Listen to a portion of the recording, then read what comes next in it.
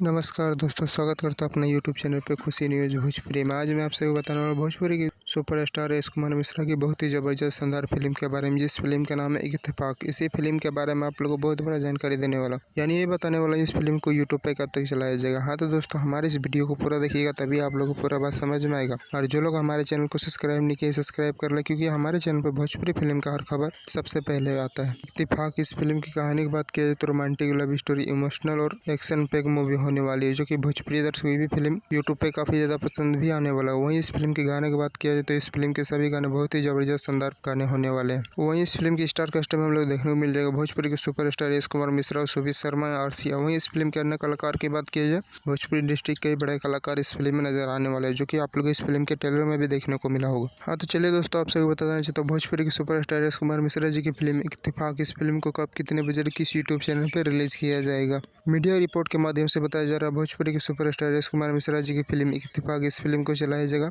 10 जून को शाम 7 बजे रापसी की यूट्यूब चैनल। हाँ दोस्तों, इस फिल्म को चलाया जाएगा शाम 7 बजे रापसी की यूट्यूब चैनल पे, और एक बार जरूर इस फिल्म को यूट्यूब पे देखिएगा, बहुत ही जबरदस्त शानदार फिल्म होने वाला है। हाँ तो दोस्तों, हमारे इस वीडियो को पूरा देखिएगा, तभी आप लोगों को पूरा बात समझ में आएगा। और दोस्तों, भोजपुरी के सुपरस्टार राजकुमार मिश्रा जी का वीडियो आप लोगों को पसंद आया तो लाइक करें, सब्सक्राइब करें। धन्यवाद दोस्तों।